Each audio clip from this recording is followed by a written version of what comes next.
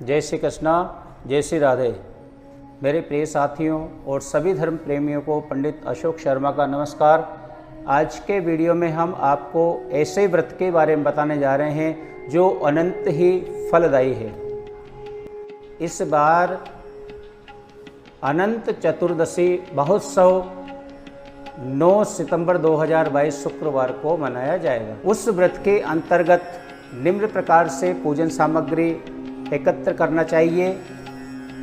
कदली स्तंभ, आम्रपल्लव, पंचपल्लव, कलश, यज्ञोपवीत, लाल वस्त्र, श्वेत वस्त्र, तंदुल यानी चावल, कुमकुम यानी रोली, गुलाल, मंगलिक यानी गुड़, धूप, पुष्पाणी, तुलसी दल, श्रीफल, तांबुल, ऋतुफल, माला, पंचामृत, नैवेद्यार्थ यानी प्रसाद, गोधूम चूर्ण, गुड़ान्न, रंगीन आटा, दीपक, भगवान की मूर्ति, लौंग, इलायची, दुर्वा दल, कर्पूर, केसर, मंडप उपयोगी वस्तुएं, देव चित्राणी एवं द्रव्य दक्षिणा इत्यादि।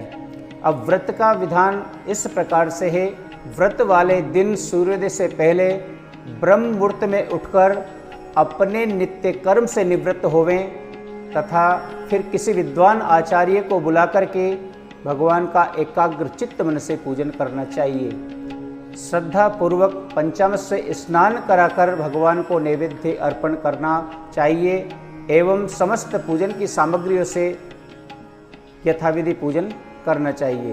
तत्पश्चात भगवान का प्रसाद समस्त बंधु बांधव तथा कथा श्रवण करने वाले को देना चाहिए, फिर स्वयं प्रसाद ग्रहण करें।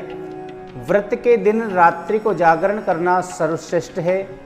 इस प्रकार नियम पूर्वक व्रत तथा पूजन करने से सर्व सुख, आरोग्यता, समृद्धि, यश, धन, धान्य, संतान वैभव तथा विजय की प्राप्ति होती है। अंत में सायुज्य से मोक्ष पद की प्राप्ति होती है। अतः जो भी भक्त इस अनंत व्रत को करता है और इसकी कथा श्रवण करता है वो जीवन में सुख समृद्धि को प्राप्त होता है। अब हम आपको अनंत व्रत कथा महात्म्य के बारे में बताने जा रहे हैं जो इस प्रकार से है। भादो मास में शुक्ल पक्ष की चतुर्दशी को अनंत व्रत किया जाता है। इस अति पुनीत व्रत कथा के अनुष्ठान से ही समस्त पापों का विनाश होता है और मनुष्य सुख तथा समृद्धि को प्राप्त होता है। इस परम पुनीत व्रत को स्त्री और पुरुष समान रूप से करते हैं। व्रत के दिन प्राणी को ये चाहिए कि ब्रह्म मुहूर्त में निद्रा को त्याग दे और अपने बिस्तर से उठकर पहले नित्य कर्म से निवृत्त हों और नदी, सरोवर, तालाब तथा कुएं के जल से स्नान करें और रेशमी वस्त्र धारण करें। यदि समीप ही गंगा नदी हो तो गंगा जल में स्नान करें। शुद्ध होकर अपने मन को अनंत भगवान के चरण कमलों में लगावें और एकाग्र चित्त मन से व्रत का निश्चय करें। मन में निश्चय करके समस्त सामग्री को लेकर जल के किनारे पर जावें। वहां जाकर स्थान को लीप करके स्वच्छ बनावें और वहां कदली के खंभ स्थापित करके बीच में बांस की टोकरी रखें। कुशा को लेकर उसकी शेषनाग की प्रतिमा बनावें और उसको उस टोकरी में स्थापित करें। पंचामृत से शेषनाग को स्नान करावें, फिर स्वच्छ जल से स्नान कराकर उनके शरीर को अच्छी तरह से सुखा लें। कलश के समीप दीपक जला करके रखें। चंदन, अगर, धूप आदि की गंध दें। रोली और चावल से पूजन करें और उनको पुष्पमाला धारण करावें। विभिन्न नामों से भगवान शेष का आवाहन करें। अनंत भगवान को इस समस्त विश्व का उत्पत्ति, पालन व संहार करता माने। भगवान का ध्यान करें, एकाग्र चिंतन करें और 108 नामों से उनका स्तवन करें। तत्पश्चात उनको नैवेद्य अर्पण करें। एक सेर आटे का एक ही मालपुआ बनावें। उसी मालपुए को भगवान के सन्मुख रखें और उसके बाद उसमें से आधा मालपुआ ब्राह्मण को जिमावें और शेष मालपुआ अपने लिए रख लें। सूत की रोली में रंगकर उसमें 14 गिठान लगावें। फिर उस डोरे को पुरुष अपनी दाहिनी भुजा पर तथा स्त्री अपनी बाईं भुजा पर धारण करे। भुजा पर धारण करते समय मन ही मन अनंत भगवान का ध्यान करके प्रार्थना करे, हे वासुदेव, हे अनंत देव, इस संसार रूपी सागर से आप मुझे उभारो। इस प्रकार अनंत भगवान के उस सूत्र को बांध करके भगवान को हृदय में धारण करें और दया का व्यवहार करें। कृपणता को त्याग कर दान दें। श्रेष्ठ ब्राह्मण को मालपुआ से जिमावें और उत्तम वस्त्र और दक्षिणा देकर के उन्हें प्रसन्न करें और संध्या से पहले ही व्रत कथा को श्रवण करें अथवा पढ़ कर के सुनावें। भोजन के उपरांत भगवत लीलाओं का मनन करें, सत्य भाषण करें, ब्रह्मचर्य से रहें। इस प्रकार व्रत करने से अनंत भगवान अति प्रसन्न होते हैं और उस प्राणी को विपुल धन तथा धान्य आदि देते हैं। उसको पुत्र और पौत्रों का अनंत सुख प्रदान करते हैं। अनंत भगवान की कृपा को वर्णन करना अति दुर्लभ है। अब आइए, अब हम आपको श्री अनंत भगवान व्रत कथा श्रवण करवाते हैं, जो इस प्रकार से है। अनंत व्रत कथा वर्णन करते हुए भगवान श्री सूत जी महाराज बोलते हैं कि हे ऋषिवरों, किसी समय पुण्य सलीला भागीरथी के किनारे पर पांडु पुत्र धर्मराज युधिष्ठिर ने जरासंध को मारने के लिए राजसूय यज्ञ प्रारंभ किया। भीमसेन व अर्जुन सहित श्री कृष्ण भगवान ने स्वागत पूर्वक अतिथि राजाओं को रत्न रचित यज्ञशाला में ठहराया। मोतियों की झालरों से वह शाला इंद्र भवन के समान सुशोभित हो रही थी। उसी समय वहां पर कुरुनंदन दुर्योधन ने पदार्पण किया। सूखे स्थल को जलयुक्त जान करके दुर्योधन वहां पर अपने वस्त्रों को उठाकर शने शने चलने लगा। ये देख द्रौपदी आदि रानियां हंसने लगीं। दूसरे स्थान पर जलयुक्त स्थान को थल समझ करके दुर्योधन बुरी तरह से गिर पड़ा। तभी तो सभी ऋषिगण, राजा लोग तथा समस्त रानियां हंस पड़ी और सबको हंसते देखकर दुर्योधन अत्यंत कुपित होकर के मामा शकुनी सहित वहां से लौट गया, क्योंकि मामा शकुनी ने यही सलाह दी कि क्रोध को त्याग कर अपने कार्य को देखो, यहाँ से शीघ्र ही घर चलो। अतः मामा की सलाह मानकर शीघ्र दुर्योधन हस्तिनापुर को चला गया। यज्ञ समाप्त होने पर सभी अतिथि राजा अपने अपने घर को चले गए। घर पहुंचकर दुर्योधन ने युधिष्ठिर आदि 5 पांडवों को जुए के लिए आमंत्रित किया और जुए में उसने उसका राज्य, धन, ग्रह और कोषादि सब कुछ जीत लिए। पाप रहित पांडवों का सब कुछ जीतकर उन्हें वनवास दे दिया। वे लोग द्रौपदी सहित वनवासी वनों में निवास करने लगे।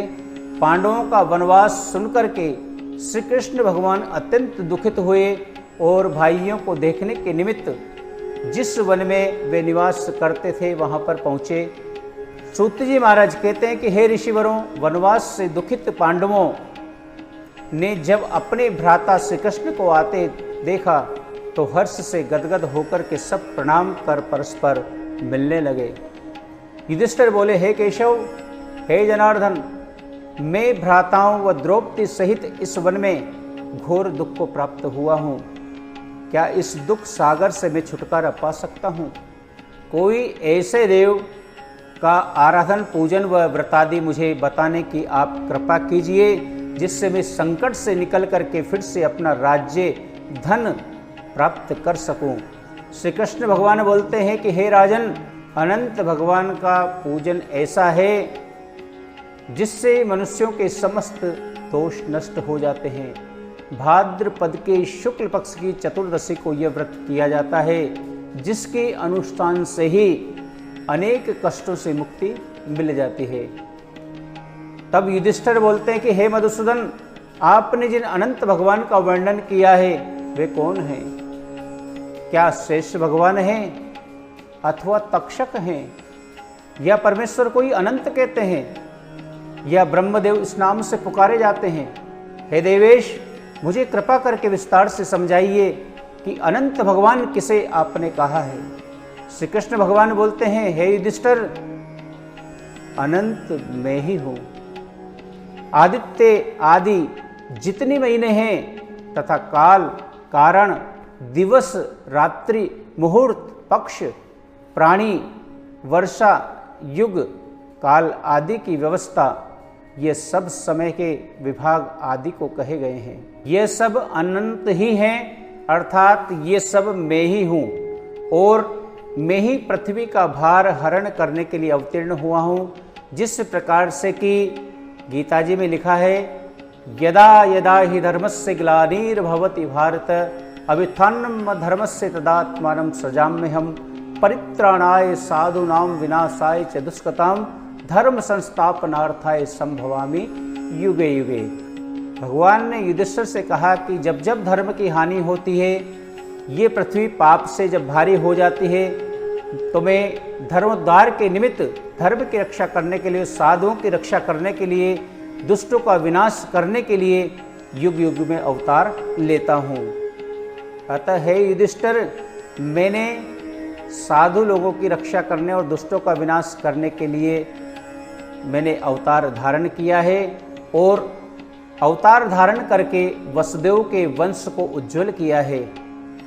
अनादि, मध्य, निधन यानी अंत, कृष्ण, विष्णु, ब्रह्म, शिव, बैकुंठ, सूर्य, चंद्रमा, ईश्वर, विश्वरूपा, महानुभाव, योगी, सर्वरूप, अनंत, 14 इंद्र, वसु, 12 सूर्य, 11 रुद्र, सप्तऋषि, समुद्र, पर्वत, नदी, नक्षत्र, दिशा, पृथ्वी, पाताल, भूर्भुवादिक लोक, ये समस्त मुझ में ही हैं और मैं ही इनका निमित्त कारण हूँ। यह निसंदेह सत्य है। युधिष्ठिर बोले, हे जनार्दन, अब कृपा करके मुझसे इस व्रत की विधि का वर्णन कीजिए और ये भी कहिए कि इसका क्या फल होता है, यह किस देवता का पूजन है। सबसे पहले यह व्रत किसने किया था और किस प्रकार इसका विस्तार हुआ, सब वर्णन करने की कृपा कीजिए। श्री कृष्ण भगवान बोले, हे युधिष्ठिर, सतयुग के मध्य में एक ब्राह्मण रहता था जिसका नाम सुमंत था। उसका विवाह वशिष्ठ गोत्रीय भृगु की कन्या से हुआ। विवाह के कुछ काल उपरांत उसके सर्वगुण संपन्न एक कन्या उत्पन्न हुई जिसका नाम पिता ने शीला रखा। वह शीला धीरे धीरे बड़ी होने लगी। उस समय उसकी माता ज्वर से ग्रस्त हो गई और काल के वशीभूत होकर नदी में गिरकर मर गई। तब उस सुमंत ब्राह्मण ने दुशीला नाम की कर्कशा ब्राह्मण कन्या से दूसरा विवाह कर लिया। वह दुशीला कटुभाषी, अत्यंत दुष्ट प्रकृति की एवं बुरे स्वभाव वाली थी। शीला पिता के घर में ही पूजा आदि किया करती थी और वह खंभों व दीवालों पर विविध रंगों के शंख, पद्म और स्वास्तिक आदि बनाती रहती थी। इसी प्रकार खेल कूद में उसकी कौमारावस्था व्यतीत हुई और उसने युवावस्था में पदार्पण किया। कन्या को युवा देखकर सुमंत उसके लिए सुयोग्य वर मिलने की चिंता में दुखित रहने लगे। उन्हीं दिनों में मुनियों में श्रेष्ठ श्री कौंडिन्य ने उस कन्या से विवाह करने की इच्छा से सुमंत के घर पधारे।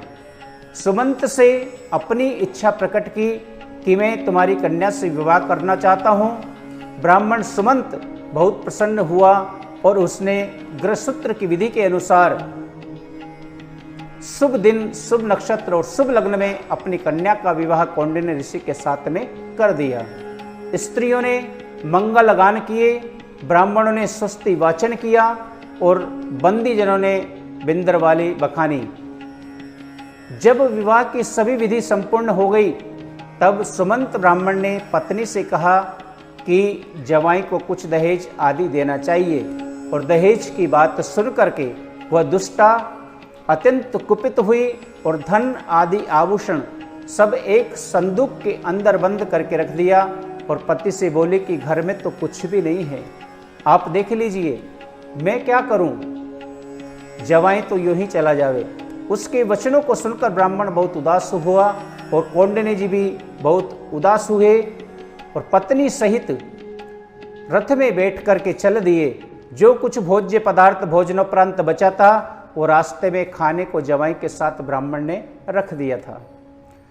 यमुना नदी के किनारे पर पहुंचकर कौंडिन्य ऋषि नित्य कर्म से निवृत्त होकर के चल दिए। उधर वहीं नदी किनारे शीला ने देखा कि कुछ स्त्रियों के झुंड लाल लाल वस्त्र पहने मध्याह्न के समय अनंत भगवान का पूजन कर रही हैं। वह चतुर्दशी का दिन था। उन्हें देख शीला भी उनके निकट पहुंच गई और उनसे बोली कि हे बहनों, आप किस देवता का व्रत और पूजन कर रही हैं? उनके प्रश्न के उत्तर में वे स्त्रियां बोली कि हे बहन, यह व्रत अनंत व्रत कहलाता है, हम लोग अनंत भगवान का पूजन कर रही हैं। यह सुन शीला ने कहा कि मैं भी यह व्रत करूंगी, कृपया यह बताइए कि इस व्रत का क्या विधान है तथा इसमें किसकी पूजा की जाती है और क्या दान किया जाता है। तब स्त्रियों ने कहा कि हे बहन, एक सेर शुद्ध आटे का पकवान बना करके आधा ब्राह्मण को झिमावें और आधा आप खावें, यथाशक्ति श्रद्धापूर्वक ब्राह्मण को दक्षिणा दें। यह व्रत किसी नदी के तीर पर करना चाहिए तथा वहीं भगवान की कथा श्रवण करें। कुशा के शेष नाग बना करके बांस की टोकरी में उन्हें रखें, फिर स्नान आदि से निवृत्त होकर के उनका पूजन करें। धूप दीप पुष्प नैवेद्य और पकवानों से शेषनाग का पूजन करें। तत्पश्चात मजबूत सूत लेकर के उसे हल्दी के रंग में रंगें और उसमें 14 ग्रंथि लगा करके भगवान के आगे रखें। फिर उसे भगवान का ध्यान करके स्त्री अपनी बाईं भुजा में बांध ले। यदि पुरुष पूजन करे तो दाईं भुजा में बांधे। सूत बांधते समय यह मंत्र पढ़े, हे वासुदेव, हे अनंत देव, मैं इस संसार समुद्र में डूब रही हूं, आप मुझे उभारिए।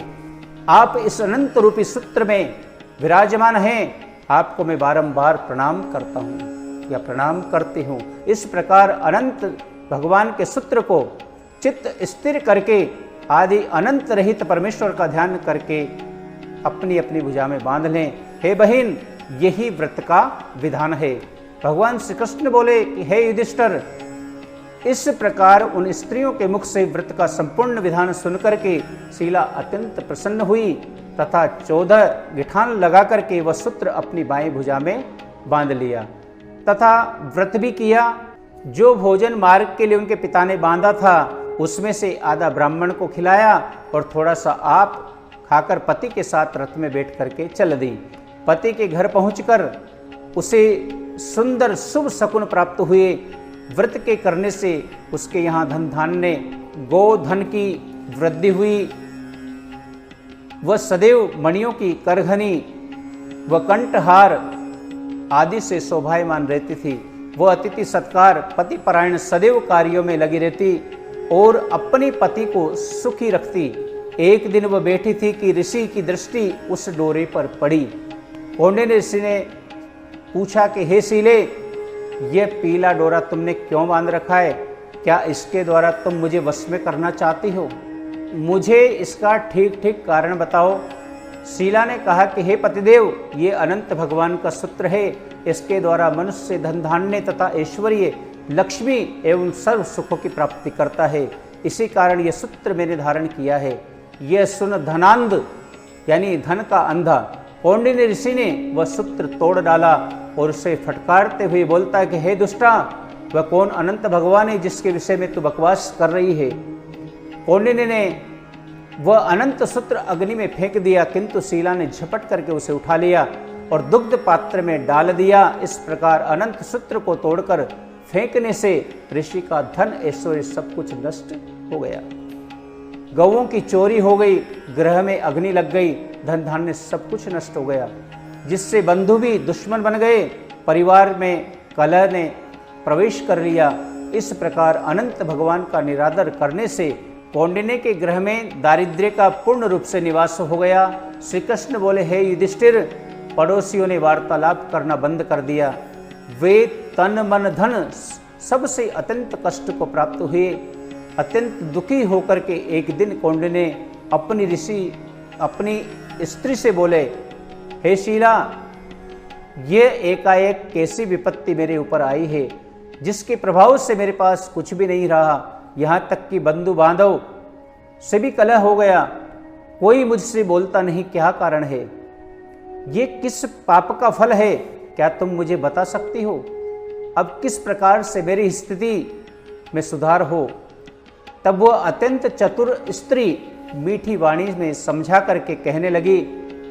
शीला बोलती है, हे पतिश्रेष्ठ, उस दिन जो आपने अनंत सूत्र तोड़ करके अग्नि में फेंक दिया था और अनंत भगवान की अपशब्दों से निंदा की थी, उसी का दंड आपको भोगना पड़ रहा है। हे प्रभु, आप उसी के निमित्त कुछ करिए, तभी आपका भला हो सकता है। अपनी पत्नी की बात सुनकर कौंडिन्य जी ने भगवान का स्मरण किया और गृह त्याग करके वन में तपस्या करने के लिए निकल गए। वह रात दिन यही विचार करते कि मैं कहाँ पर उस अनंत भगवान को ढूंढूं, जिनकी कृपा से मुझे हर प्रकार का सुख प्राप्त था। ये धन ही इसका कारण हुआ जिसके कारण मुझे दुख भोगना पड़ रहा है। इसी तरह अनेक प्रकार की चिंताएं करते हुए वे वन वन में घूमते रहे। एक दिन जंगल में उन्होंने फल से लदे आम वृक्ष को देखा, जिसके फलों को किसी ने अभी तक खाया नहीं था। वे सड़ने लगे, पक्षी तक उस वृक्ष पर नहीं थे। कौंडिन्य ने उस वृक्ष से पूछा कि हे वृक्षदेव, तुमने अनंत भगवान को कहीं देखा है? यदि देखा हो तो कृपा करके मुझसे कहो। तब वृक्ष बोला कि हे ऋषि, मैंने कभी भी अनंत भगवान को नहीं देखा। तब ऋषि को अत्यंत खिन्नता हुई और दुखी हृदय से वहां से चल दिए। श्री भगवान बोले कि हे युधिष्ठिर, इस प्रकार वृक्ष से अनंत भगवान का पता न मिलने पर खिन्न मन कौंडिन्य आगे बढ़े और हृदय में तीव्र इच्छा यही लगी हुई थी कि किस प्रकार अनंत भगवान का मुझे साक्षात्कार हो। इसी आशा में वन वन में भ्रमण करते हुए अकस्मात उन्हें एक गौ का दर्शन हुआ, जो बछड़ों सहित थी। कौंडिन्य जी ने उससे भी वही प्रश्न किया कि हे गौ माता, क्या तुमने अनंत भगवान को देखा है? तब गौ माता बोलती कि हे विप्रवर, मैं नहीं जानते कि अनंत भगवान कौन है, देखना तो दूर की बात है। ऋषि वहां से आगे बढ़े तो देखते हैं कि एक बैल घास चर रहा है। कौंडिन्य जी ने पूछा, हे वृषभदेव, क्या तुम अनंत भगवान को जानते हो? क्या कभी तुमने अनंत का दर्शन किया है? बैल ने उत्तर दिया कि हे ऋषिवर, मैंने कभी भी अनंत भगवान को नहीं देखा। वहां से भी कौंडिन्य जी आगे चल दिए। मार्ग में सुंदर दो तलैयां उन्हें दिखाई दी, जिनमें सुंदर सुंदर कमल कौमुद खिले हुए थे, जिनसे उनकी शोभा और भी अधिक बढ़ रही थी। अनेक प्रकार के पक्षी जैसे चकवा, चकवी, बगुले, सारस, हंस उनमें जल क्रीड़ा का आनंद ले रहे थे। सुंदर लहरें उठ रही थी, जो आपस में उछल उछल करके खेलती हुई बालिका से सी प्रतीत होती थी। उन तलैयों को देख करके कौंडिन्य जी बोले कि हे पुष्करणियों, क्या तुमने अनंत भगवान को देखा है? यदि देखा हो तो कृपा करके मुझे बताओ। ऋषि का यही प्रश्न सुनकर पुष्करणियां बोलते हैं कि हे ब्राह्मण श्रेष्ठ, हम नहीं जानती कि अनंत भगवान कैसे हैं, कौन हैं, जिसे हमने कभी नहीं देखा। बेचारे ऋषि हर बार अपने प्रश्न का उत्तर नकारात्मक रूप से पाकर के बड़े दुखी होकर के फिर आगे को चल दिए। चलते चलते रास्ते में उन्हें एक गधा मिला। गधे से भी उन्होंने अनंत को पूछा, किंतु गधे का भी वही उत्तर मिला जो सबने दिया था। अब तो अत्यंत निराश होकर कौंडिन्य जी आगे बढ़े, चले जा रहे थे। कुछ आगे चल कर के उन्हें एक हाथी मिला।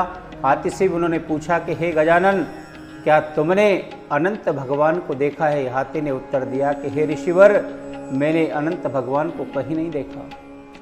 इस प्रकार सब ओर से निराश होकर कौंडिन्य जी वहीं जंगल में आंख मूंद कर एक स्थान पर बैठ गए और अत्यंत दुखित उच्च श्वासों लेते हुए परम कातर हो गए। हाय भगवान, हाय भगवान उच्चारण करते हुए जमीन पर धराशायी हो गए।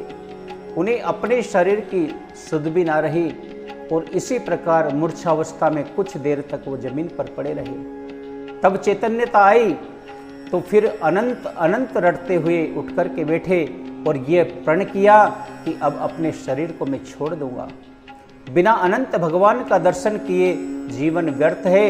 इस प्रकार प्राणों का मोह छोड़कर कौंडिन्य जी ने एक वृक्ष में फांसी के लिए रस्सी लटकाई और जो ही फंदा अपने गले में डालने को तैयार हुए कि अनंत भगवान वहां पर प्रकट हो गए। वे एक वृद्ध ब्राह्मण का रूप धरे हुए कौंडिन्य के निकट आए और अत्यंत प्रेम भरी वाणी से कौंडिन्य का हाथ पकड़ करके बोले, हे विप्र मेरे साथ चलो। ऐसा कहकर और कौंडिन्य को साथ लिए एक पर्वत की कंदरा में चले गए। कौंडिन्य जी ने देखा कि वहां पर उनकी एक सुंदर पुरी है जहां बहुत से स्त्री पुरुष निवास करते हैं। उसी पुरी में उन्होंने एक दिन कौंडिन्य को अनंत भगवान का दर्शन कराया। देवादिदेव सदैव अजय, किसी से न जीतने वाले ऐसे विश्वरूप अनंत भगवान को देखकर कौंडिन्य जी गदगद हो गए और परम विहल कंठ से स्तुति करने लगे। कौंडिन्य जी बोलते हैं, हे पुंडरीकांश, मैं महाअधम और पापी हूं। मुझ पापात्मा ने अनेक पाप कर्म किए हैं तथा मैं पाप से ही उत्पन्न हूं, आप मेरी रक्षा कीजिए। कौंडिन्य ऋषि की सुंदर स्तुति सुन करके अनंत भगवान बोले, हे कौंडिन्य, आज मैं तुम पर प्रसन्न हूं। तू बिना किसी भय के अपने हृदय की बात मेरे आगे स्पष्ट कर। तब भगवान की अभय करने वाली सुंदर वाणी सुनकर कौंडिन्य जी बोले, हे भगवान, मैं धन ऐश्वर्य के मद में चूर था। मैंने घमंड में तुम्हारा तिरस्कार किया और अनंत का डोरा फेंक दिया। उसी का फल मुझे भोगना पड़ रहा है। मेरा धन ऐश्वर्य आदि सब कुछ नष्ट हो गया। हे प्रभु, अपने जीवन से अत्यंत निराश हो आपकी शरण में मैं आया हूं। हे भगवान, हे देवों के देव, आपने कृपा करके मुझे दर्शन दिया और मेरे जीवन को सार्थक किया। हे विश्वरूप, मेरे इस पाप कर्म का प्रायश्चित बताइए। अनंत बोले कि हे कौंडिन्य, अब तू शीघ्र अपने घर को प्रस्थान कर और 14 वर्ष पर्यंत अनंत व्रत का अनुष्ठान कर, तब तेरे समस्त पापों का नाश होगा। हे विप्र, मेरे वर से तुझे अटल भक्ति मिलेगी। सांसारिक कोई शक्ति तुझे अब मेरी भक्ति से विमुख नहीं कर सकती।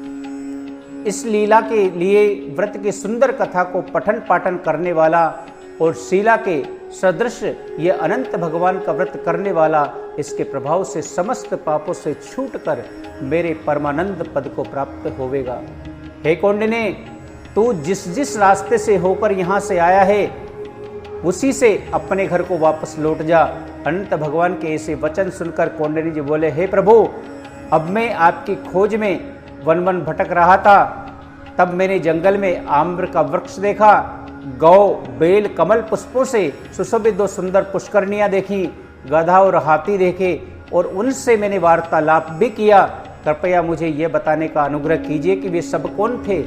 भगवान बोले, हे कौंडिन्य, प्रथम जो आम के वृक्ष को तूने देखा था, पूर्व जन्म में एक विद्वान ब्राह्मण था जो विद्यार्थियों को विद्या दान नहीं करता था, फिर भी उसी से वह पाप वृक्ष हुआ। वह गौ पृथ्वी थी, उसने पूर्व ही बीज चुराया था। और बेल धर्म है, वे दोनों पुष्करनियां ब्राह्मण की 2 सुंदर बालिकाएं थीं। वे ब्राह्मणों और अतिथियों का आदर सत्कार कभी नहीं करती थीं, इसी पाप के कारण पुष्करनियां हुई। और धर्म अधर्म के कारण वह एक दूसरे से लहराती थी। वह गधा जो तुम्हें मिला था वह क्रोध है, हाथी मद है, और जो ब्राह्मण तुझे यहाँ तक लेकर के आया है वो ही मैं अनंत भगवान हूँ। यह कहकर कि अनंत भगवान अंतर्ध्यान हो गए और जो ब्राह्मण तुझे यहाँ तक लाया वह मैं ही अनंत भगवान हूँ। यह कहकर के अनंत भगवान अंतर्ध्यान हो गए। अंतर कौंडिन्य जी ऋषि अपने घर को वापस आए।